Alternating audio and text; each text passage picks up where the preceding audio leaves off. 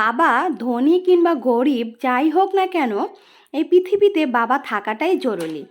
আর প্রত্যেকটা মেয়েই যেন এক একটা রাজকন্যা তার বাবার জন্য। অথচ এই মেয়েগুলো যখন বড় হয়, যখন তাদের বিয়ে হয়, তখন বিয়ের পর কেন তারা স্বামীর রানী হয় না? প্রত্যেকটা স্ত্রী কিন্তু তার স্বামীর রানী হতে পারে না। আর কেন হয় না, এটা আসলে আমার মতো অনেক অনেক নারীর মনেরই একটা প্রশ্ন। হ্যালো এভরিওয়ান, আসসালামু আলাইকুম। 16ই ডিসেম্বর চলে যাচ্ছি কোথায় বলেন তো? এই যে চলে আসছি স্মৃতিসৌধ। আপনাদের ভাইয়া বললো চলো আমার মেয়েটাকে স্মৃতিসৌধ দেখায় নিয়ে আসি, ও তো কখনো দেখে নাই। আমি বললাম এত পরিমাণ ভিড়, এই ভিড়ের মধ্যে এখানে না যাওয়াটাই ভালো।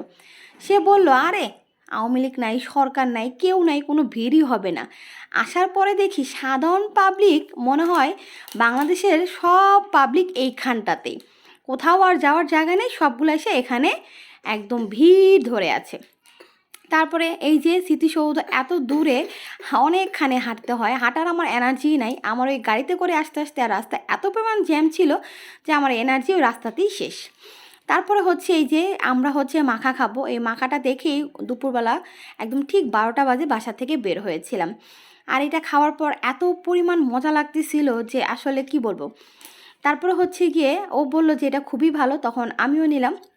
আর এখানে আশেপাশে স্মৃতিসৌধ তো অনেক বড় একটা জায়গা, অনেক বড় একটা জায়গা নিয়ে তৈরি। আর এখানে অনেক রকমের মেলা বসেছিল, অনেক কিছু ছিল, কি ছিল না সব ছিল। তবে এত দূর থেকে এগুলা কেনাকাটা করে নিয়ে যাওয়ার কোনো মানে আমার ইচ্ছাই ছিল না। তার বাবা দেখতেছিল, তার মেয়েও দেখতেছিল। তারপরে হচ্ছে গিয়ে এই ফুল এখান থেকে আমার মেয়ে নিবে। তারপরে আমি বলছি দরকার নেই। আর এই ময়ূরের পালকের কথা কার কার মনে আছে বলেন তো? 90 দশকে যারা আছেন অবশ্যই হাত তুলবেন। আমি এগুলা ডায়েরির মধ্যে রেখে দিতাম। রেখে দেওয়ার পর মোমবাতি হচ্ছে গুঁড়া করে দিতাম যে ময়ূরের পালক থেকে বাচ্চা ফুটবে। এরকম আসলে কত বোকা ছিলাম আমরা না? কি অদ্ভুত খেলা খেলতাম। আর কিছুদিন পর পর দেখতাম আসলে কি ময়ূরের একটা বাচ্চা জন্ম নিয়েছে। হ্যাঁ, তারপরে এই যে আমার মেয়ে খোলা জায়গা পেয়ে এত পরিমাণ আনন্দিত। আসলে এখনকার বাচ্চাগুলা কি এই চার দেয়ালের মধ্যে থাকে, কোথাও যেতে পারে না, স্কুলে মাঠও নাই, খেলতেও পারে না। তারপর মাঝে মাঝে যখন ছুটির মধ্যে খোলা জায়গায় নিয়ে আসা হয় না, ওরা মনে হয় এক একটা পাখি হয়ে যায়, পাখির মতো ডানা মেলে উড়ে বেড়ায়। তারপর আমি একটু আচারটা নিয়েছিলাম, সেটা এখন খাচ্ছি। বিশ্বাস করেন আচারটা এত পরিমাণ মজা ছিল। তারপর আমি আরও 2 প্যাকেট নিয়ে আসছি, ওই যে স্মৃতিসৌধ দেখা যাচ্ছে। তারপরে আমার মোটুকে বললাম আসো একটু সেলফি তুলি। আমার মোটু তো মানে ভিডিও করলেই সে বিরক্ত হয়ে যায়, তুমি না, আমি বলেন। তারপর বেলপুরি দেখেই চলে গেলাম বেলপুরি খেতে। আর ছোটোটা নিয়েছিলাম কারণ বড়টা না একদমই ভালো ছিল না। তারপরে এখন স্মৃতিসৌধ দেখতে যাব। তারপরে স্মৃতিসৌধ দেখতে হলে বাবা এত মানুষের ভিড়, মানে আমার আর ইচ্ছা করতেছে না আমি এত মানুষের ভিড় ঠেলে ঠেলে সামনের দিকে যাই। আমার মেয়ের খুব ইচ্ছা সে যাবে। আর এখানে দেখেন মানুষের ভিড়ে অন্ধকার হয়ে গেছে, কি পরিমাণ অন্ধকার। তারপরে এই যে দেখেন মেয়ে তার বাবার কাঁধে উঠছে, যা বাবা তোরা হেঁটে হেঁটে কত দূর যেতে পারিস। আমি বলছি আমি এখানেই বসলাম, দেখা শেষ হলে এখানে ফিরে এসো। তারপরে হচ্ছে হাঁটতে হাঁটতে দেখে যে আর রাস্তায় শেষ হয় না, তারপর অবশেষে তারা ফিরে চলে আসছে। আর আমার মেয়ে কাঁধে উঠে এটাকে বানায় ফেলছে মনে হয় পঙ্খিরাজ, পঙ্খিরাজে নাচে নাচে যাচ্ছে।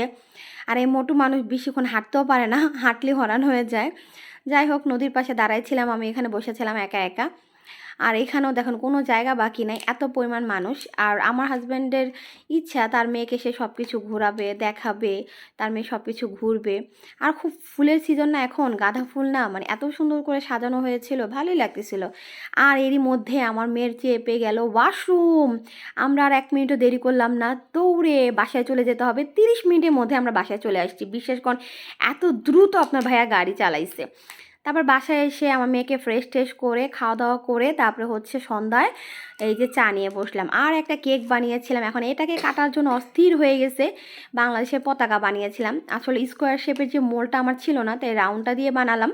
তারপর কেকটা খাওয়ার সাথে সাথে আজকের মতো এখানেই শেষ করছি। আল্লাহ হাফেজ।